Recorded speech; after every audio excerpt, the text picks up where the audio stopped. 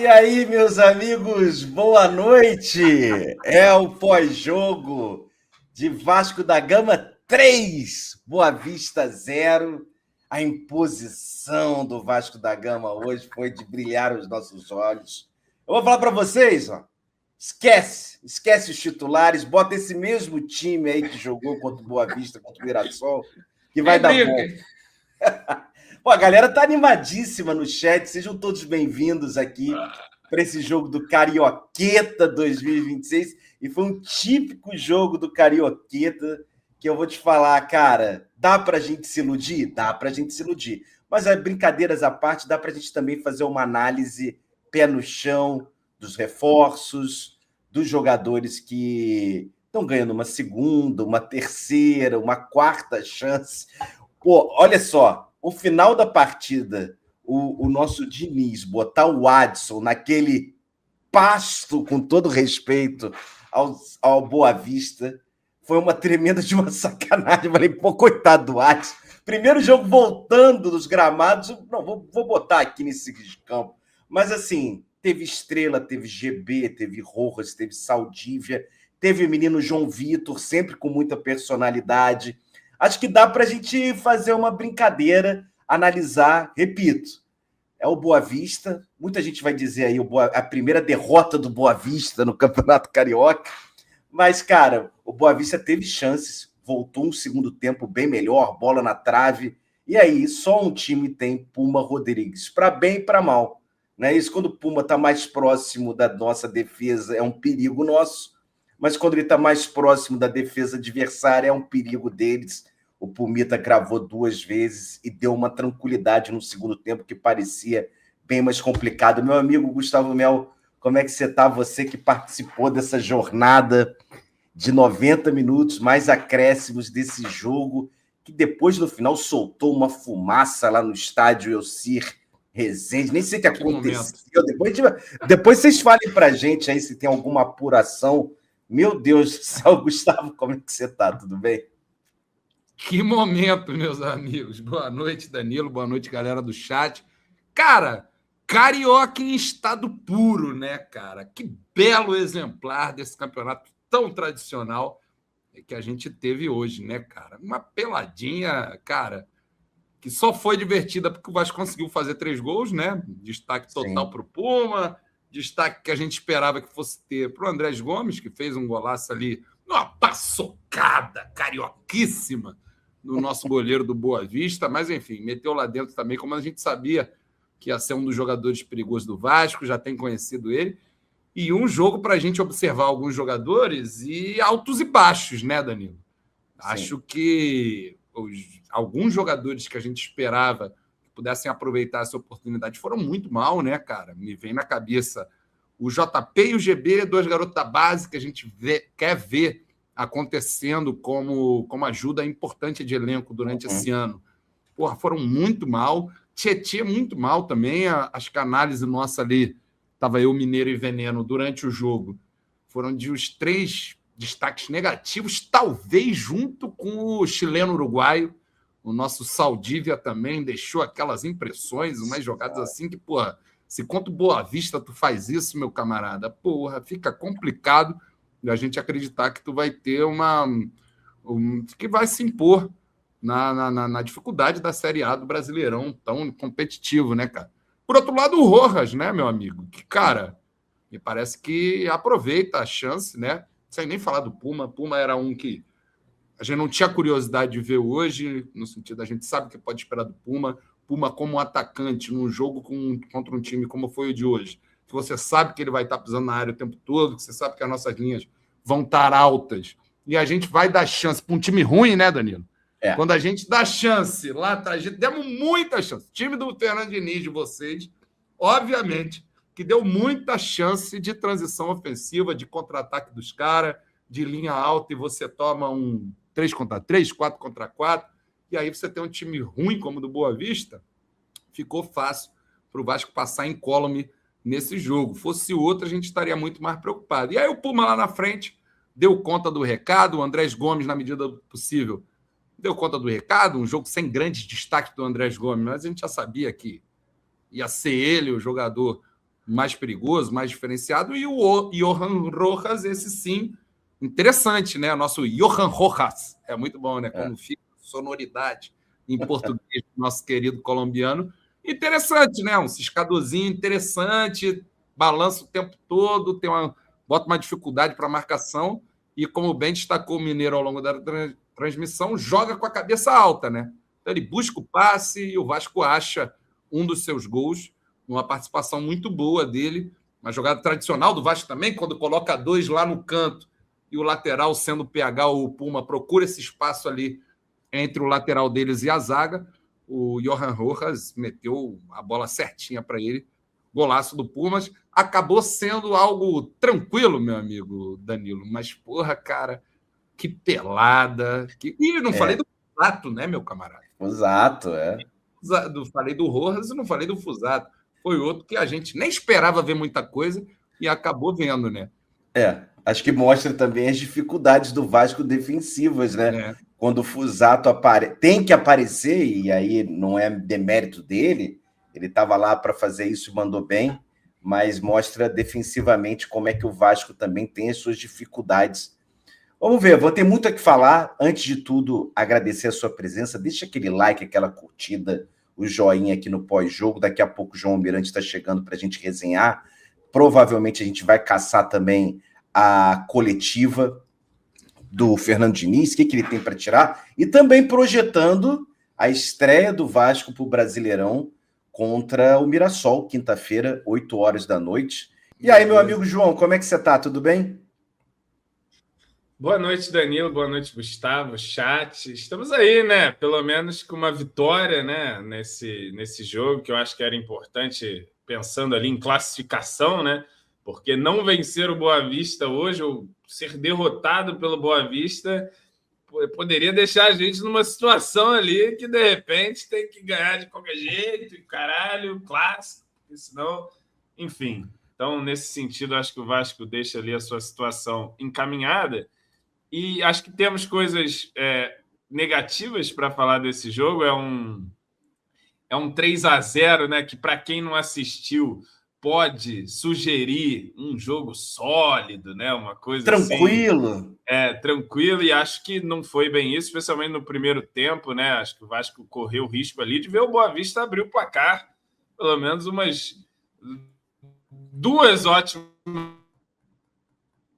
chances ali do Boa Vista, que o Fusatinho, moleque, o goleiro Daniel Confusato, teve que intervir ali com qualidade no primeiro tempo e até no segundo, né?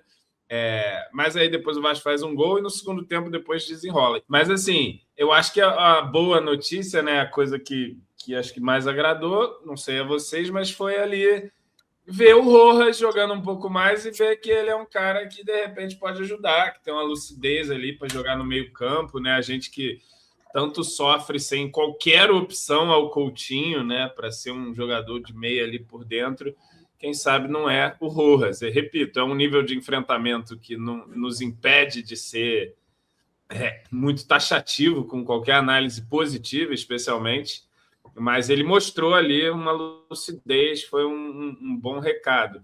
O Andrés Gomes é o Andrés Gomes, né, um jogador que mesmo em dias pouco inspirados, como me parecia hoje, consegue contribuir sempre, né? Tá sempre ali dando um cruzamento maneiro, que sai o gol. Hoje fez um golaço ali também, tendo uma boa presença de espírito, né? Vendo o goleiro adiantado e conseguindo bater bem. O Pumitinha, com a atual crise nas laterais do Vasco da Gama, ele vai aparecendo ali. Não duvido dele barrar o Piton quinta-feira e jogar. Estávamos falando sobre isso, João. O Piton acho que tirou a paciência até do Diniz hoje no primeiro tempo, né? Ali foi substituído.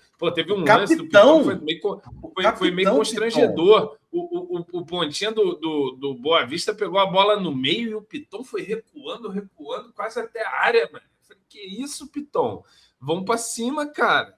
E aí, enfim, de repente o Puma pinta aí entre os titulares. E, bom, sobre outras atuações individuais, Tietê é um fantasma, o nosso Tietê, cara. Eu entendo quem se irrita com o Hugo Moura. Eu entendo quem se irrita com o Tietê.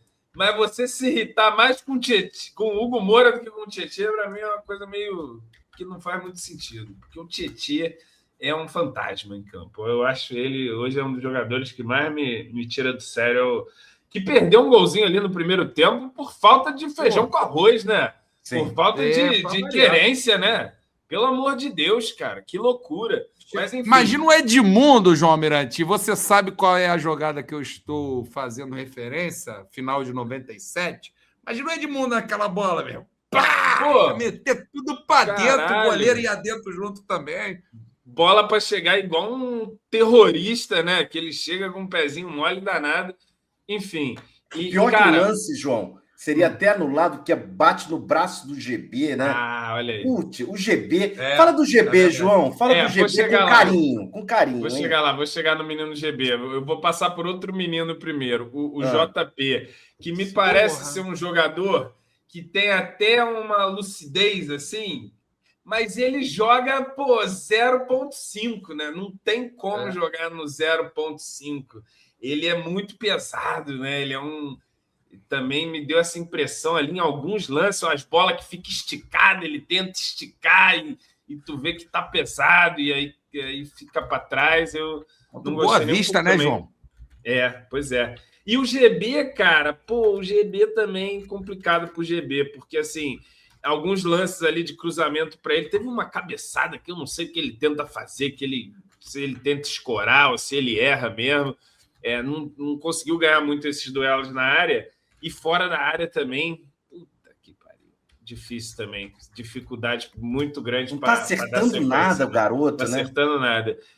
Que bom que, cara, assim, eu acho que o GB tá jogando aí por uma questão de que quem chegou ainda não tá podendo jogar e tal. A gente acabou de perder 2 jogadores que eram os atacantes, né, principais, o Ryan e o Verratti. Chegou o Brenner, vamos ver quando vai poder jogar. Chegou o Inestrosa, que não é atacante, mas vamos ver também. E tem que chegar mais, né? Tem que chegar mais ali para... Porque o GB não é um jogador nesse momento que parece então você acha que tem que trazer... Nem para ser uma primeira opção de banco. O GB tem que ficar um pouquinho mais para baixo. Você acha que tem que trazer um centroavante? Também. Cara, o Brenner é um centroavante. O Brenner é centroavante. Não, disso que eu tô falando, assim, característica, assim, né? Atacante. A gente tem muita expectativa no Brenner, né, João? Muita expectativa do que vai ser o Brenner, quanto de gols que ele vai dar para o Vasco e quanto de movimentação para o nosso ataque ele vai oferecer, né? As características trazem essa expectativa, mas ele chega com essa pré-temporada, podemos dizer assim, desses joguinhos de GB e de DVD entrando também. Ele chega, meu amigo, dependemos de você. Porque se não acontecer o Brenner, né? Porque em algum momento ficou na nossa cabeça, antes do Ryan confirmar a saída, né? Podemos falar até antes do Verratti também confirmar a saída, que o Brenner vinha para somar e brigar por titularidade. Brigar para empurrar o Ryan para a direita e conseguir a vaga ali, seja do Nuno, Colômbia estava voando, mas enfim, seja do Coutinho, muita gente falando isso, né? Se fosse para cair um para o Brenner, era o Coutinho e tal. Se confirma a venda do Ryan, confirma a vinda do Brenner e muda de figura, né? A gente já sabia que esse era um panorama possível, mas fica uma dependência do Vasco para que esse garoto Brenner chegue, já nem tão garoto, né? Mas enfim, para que o jogador chegue, pegue a camisa e seja o diferencial do Vasco. Sem ele, é GB e DVD. Pois é. Tem a expectativa também da contribuição que pode dar o Inestrosa. E agora me permito ter alguma expectativa no Rojas também, que eu estava sem expectativa nenhuma e agora, porra, cara, se ele pudesse ser um cara que entra ali e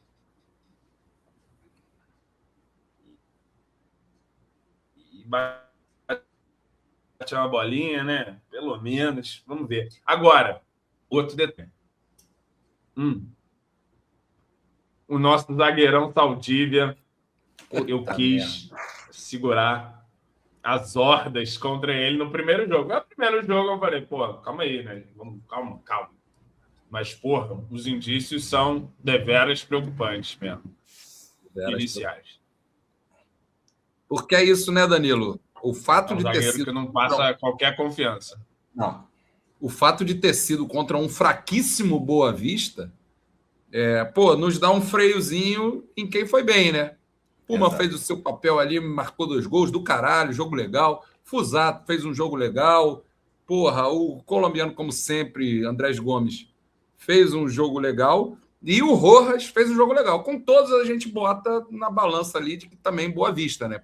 Para mim, me pega muito isso com o jogo do Rojas. Ele demonstra qualidade, mas é um jogador muito leve, né? A gente precisa ver qual é o potencial que tem o Rojas para fazer um jogo duro de Série A, recomposição defensiva, você enfrentar a marcação muito mais dura de Série A.